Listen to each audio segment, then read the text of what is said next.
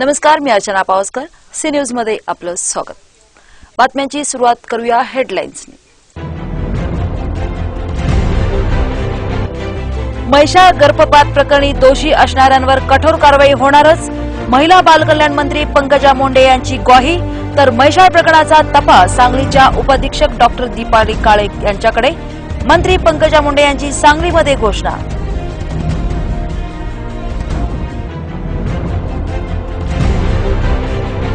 स्त्री भ्रूण हत्या रोखण्यासाठी राज्यात विशेष पथकांच्या मार्फत सर्व हॉस्पिटलची यापुढे तपासणी करण्यात येणार. तर स्त्री भ्रूण हत्येविरोधात यंत्रणेवर वचक राहण्यासाठी देशात मध्यवर्ती सिस्टीम ठेवण्याचा सरकारचा मानस. सांगलीतील आढावा बैठकीत महिला व बालकल्याण मंत्री पंकजा मुंडे यांची माहिती.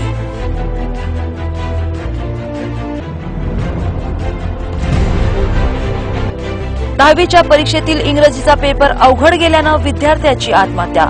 विषारी औषध प्राशन करून राहत्या घरी केली आत्महत्या. जतच्या बेळूरमधील धक्कादायक घटना.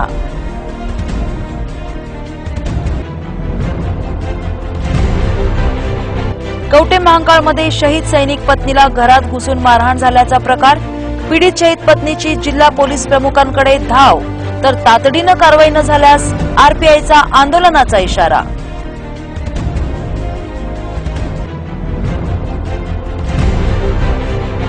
आणि सांगलीमध्ये रंगल्या महासंगीत खुर्ची स्पर्धा.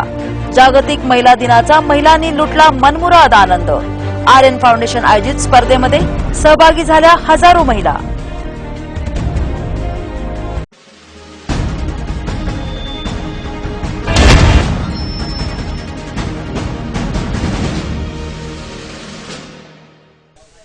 आता पाहूयात बातम्या विस्तारानं.